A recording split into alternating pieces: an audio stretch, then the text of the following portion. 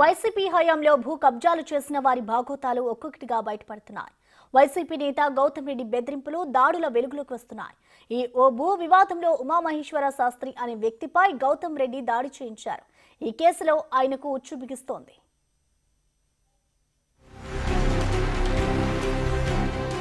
YCP నేత గౌతమ్ రెడ్డికి బిగుస్తున్న ఉచ్చు. ఉమామహేశ్వర శాస్త్రిపై దాడికి గౌతమ్ రెడ్డి. కేసు విచారణ వేగవంతం చేసిన పోలీసులు. గతంలో నమోదైన కేసులపైన పోలీసుల ఫోకస్. వైసీపీ నేత గౌతమ్ రెడ్డిపై కేసులు చుట్టుముడుతున్నాయి. ఓ స్థల వివాదంలో గౌతమ్ తనపై దాడి చేయించారని ఉమామహేశ్వర శాస్త్రి అనే వ్యక్తి పోలీసులను ఆశ్రయించాడు. దాడికి పాల్పడిన 4 యువకులను అదుపులోకి తీసుకుని పోలీసులు విచారించారు. అయితే బాధితుడు చెప్పినట్టుగానే గౌతమ్ రెడ్డి ప్రమేయం ఉందని పోలీసులు తేల్చారు. దీంతో ఆయనపై కూడా కేసు నమోదు చేసి దర్యాప్తు చేస్తున్నారు. ఓ స్థలం విషయంలో ఉమామహేశ్వర శాస్త్రి గౌతమ్ రెడ్డి మధ్య గత కొన్నేళ్లుగా వివాదం నడుస్తుంది. విజయవాడ సత్యనారాయణపురం శివాలయం వీధిలో గౌతమ్ రెడ్డి ఇంటికి ఎదురుగా 2014లో బాధితుడు ఓ స్థలాన్ని కొనుగోలు చేశారు. ఫోర్జరీ పత్రాలతో ఆ ప్లేస్ ను కబ్జా చేశారనే ఆరోపణలు గౌతమ్ రెడ్డిపై ఉన్నాయి. ఈ విషయంలోనే ఇద్దరి మధ్య 7 ఏళ్లుగా వివాదం నడుస్తోంది. గౌతమ్ రెడ్డి అక్కడే 2 అంతస్తుల భవనాన్ని నిర్మించారు. అప్పటి నుంచి ఉమామహేశ్వర శాస్త్రి న్యాయ పోరాటం చేస్తూ వస్తున్నారు. ఓవైపు న్యాయ పోరాటం జరుగుతుండగానే రీసెంట్ గా ఉమామహేశ్వర శాస్త్రిపై 4 దాడి చేశారు.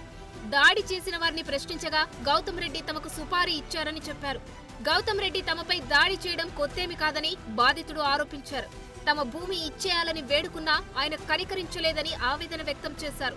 గత్యంతరం లేని పక్షంలో తమ కష్టార్జితం కోసం పోరాటం చేస్తున్నామని అన్నారు.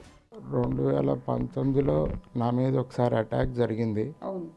అది కూడా మేము కేసు ఫైల్ చేసాము. తర్వాత మార్చి 4వ తారీఖు 2024 సంవత్సరంలో మళ్ళీ అటాక్ జరిగింది. తర్వాత మన 31 అక్టోబర్ 2024లో కొంతమంది వ్యక్తులు ఇంట్లోకి వచ్చి భయపెట్టి వెళ్ళారు. చాలాసార్లు ఆయన్ని బతిమాలుకున్నాం, బామాలుకున్నాం. విధి లేని పక్షంలో మా ఆస్తి కోసం పోరాడుతున్నాం. ఈ కేసును సీరియస్ గా తీసుకున్న పోలీసులు గౌతమ్ రెడ్డి బ్యాక్గ్రౌండ్ ను చెక్ చేస్తున్నారు. ఆయనపై హత్య సహా 43 కేసులు నమోదైనట్లు తెలిపారు.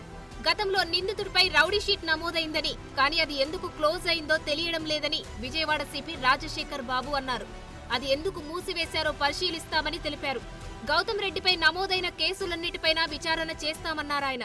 దీని ప్రకారము వీళ్ళ కన్ఫెషన్ ప్రకారము మనకు ఈ పూనూరు గౌతమ్ రెడ్డి, అదేవిధంగా ఆయన దగ్గర పనిచేసే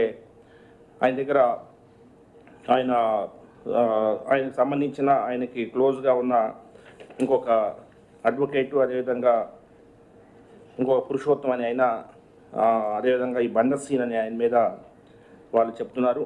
వీళ్ళందరూ కూడా కొంత మనీ వీళ్ళకి ఇచ్చేటట్టు, సో కొంత మనీ ఇచ్చి ఇతని మీద హత్యాయత్నమా లేదంటే అనేది కరెక్ట్గా రావట్లేదు. మొత్తం మీద ఇతని కాలు చేయి తీసేయమని చెప్పినట్టు వాళ్ళు చెప్తున్నారు. మొత్తానికి వైసీపీ నేత గౌతమ్ రెడ్డిని కేసులు చుట్టుముడుతున్నట్టు తెలుస్తోంది.